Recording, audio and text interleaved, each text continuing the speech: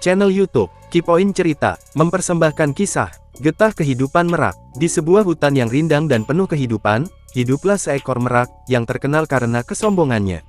Ia selalu berjalan-jalan ke sana kemari, memamerkan bulunya yang indah dan berwarna-warni. Ketika sinar matahari menyinarinya tampak berkilau. "Wah, buluku, buluku, indah sekali, tidak ada hewan lain yang bisa menandingi buluku," ucap merak dengan angkuh. Hewan-hewan lain seperti burung nuri, kelinci, rusa, burung pipit, bahkan semut, yang berada di hutan, hanya bisa tersenyum kecut ketika merak berjalan melewatinya. Burung nuri menyapa merak, "Wah, indah sekali bulunya merak, aku sangat terkesima." Namun merak tetap berjalan, seolah tidak ada suara yang mengajaknya bicara. Merak semakin percaya diri, bahkan membuatnya seringkali melebarkan bulunya berulang-ulang kali. Suatu ketika merak mendengar kabar, di seberang hutan sana terdapat lahan savana bunga-bunga yang sedang mekar indah. Tanpa berpikir panjang, ia pun pergi untuk bisa menari-nari di lahan sana, dan memamerkan keindahan bulunya kepada hewan lain. Ketika sedang berjalan menuju taman bunga, ia melewati perkebunan karet. Terdapat beberapa pohon karet yang sedang mengeluarkan getah. Angin yang berhembus kencang, membuat tetesan getah menetes dari batang pohon, jatuh tepat mengenai sebagian bulu ekornya yang panjang. "Aduh, apa ini?" Merak menjerit pelan ketika merasakan bulunya tertarik. Ia mencoba menoleh, tetapi semakin ia bergerak, getah itu semakin melekat, dan membuat bulunya menempel satu sama lain. Ia berusaha keras melepaskannya, namun bulu yang tertarik justru rontok sebagian. "Tidak, buluku, buluku yang indah!" teriaknya panik. Ia mencoba berjalan. Getah itu seperti lem lengket, yang membuat sebagian bulunya menggumpal.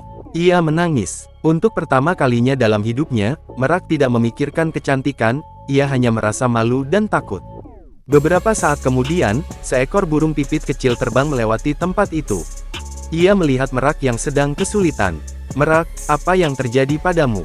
tanya pipit dengan cemas. "Jangan mendekat. Aku kotor. Buluku rusak. Aku tak ingin siapapun melihatku seperti ini," jawab merak dengan suara gemetar.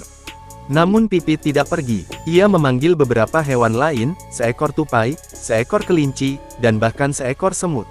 Bersama-sama, mereka mencari cara untuk menolong merak. Kelinci mengambil air dari sungai, tupai membawa daun kering untuk mengelap, dan pipit menggunakan paruh kecilnya untuk membantu membersihkan getah yang menempel di bulu merak.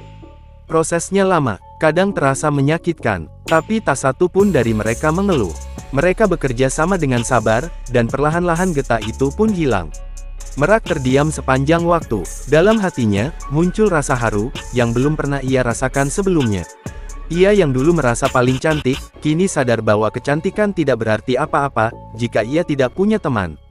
Setelah semuanya selesai, bulu merak memang tidak lagi seindah dulu, beberapa bagian rontok, membuatnya bulunya agak pendek.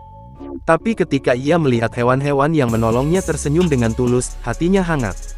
"Terima kasih, teman-teman," ucap merak lirih. "Aku telah lama buta karena kesombonganku. Aku selalu memandang kalian dari atas, padahal tanpa bantuan kalian, aku tak bisa berjalan lagi." Pipit tersenyum. "Tidak apa-apa, merak. Yang penting kau sudah menyadarinya. Kita semua punya kelebihan masing-masing. Tapi yang membuat kita berharga adalah hati yang baik, bukan bulu atau penampilan." Sejak hari itu, merak berubah. Ia tidak lagi suka pamer di tepi danau. Ia justru sering membantu hewan-hewan kecil, mencari makanan atau menolong burung lain membuat sarang. Ketika ada yang memuji kecantikannya, ia hanya tersenyum. Dan setiap kali ia melihat pantulan dirinya di air, ia tidak lagi mencari warna-warni bulunya. Ia melihat sesuatu yang jauh lebih indah, hati yang rendah hati dan penuh kasih.